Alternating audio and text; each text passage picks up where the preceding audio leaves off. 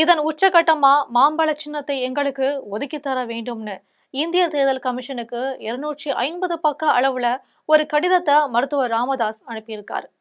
அத்துடன் தேவையான ஆவணங்களை அனுப்பியும் வச்சிருக்காரு. இந்த நிலையில மாம்பழ சின்னத்தை தேர்தல் கமிஷன் ஏற்கனவே எங்களுக்கு ஒதுக்கி வைத்து விட்டது, யாரும் ஒன்றும் செய்ய முடியாதுன்னு மருத்துவர் அன்புமணியும் அவரது அணியை சேர்ந்த வழக்கறிஞர் கே பாலுவும் தெரிவிச்சிருக்காங்க. ஏற்கனவே வருகிற 2026ஆம் ஆண்டு ஆகஸ்ட் மாதம் வரை பாட்டாளி மக்கள் கட்சியின் தலைவராக அன்புமணி தான் நீடிப்பார் என தேர்தல் ஆணையம் அங்கீகரித்து கடிதம் அனுப்பி உள்ளதா பாட்டாளி மக்கள் கட்சி செய்தி தொடர்பாளர் கே பாலு தெரிவிச்சிருந்தார்.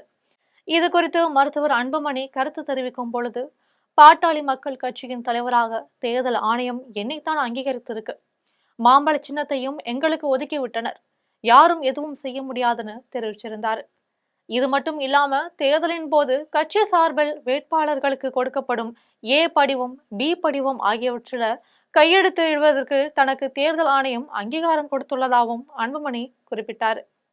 இது தொடர்பா அவர் மேலும் பேசும் பொழுது என்ன சொன்னாருன்னா, தேர்தல் கமிஷனின் இந்த அறிவிப்பை யாருமே மாற்ற முடியாது, நீதிமன்றம் சென்றாலும் எதுவுமே நடக்காது, மாம்பழ சின்னம் பற்றி யாருமே பேச வேண்டிய அவசியம் இல்லைன்னு ஆணித்தரமா தெரிவிச்சிருக்காரு. இதற்கிடையே அன்புமணி தரப்புக்கு மாம்பழ சின்னம் எப்படி கிடைத்தது என்ற பரபரப்பு தகவலும் வெளியாகியிருக்கு.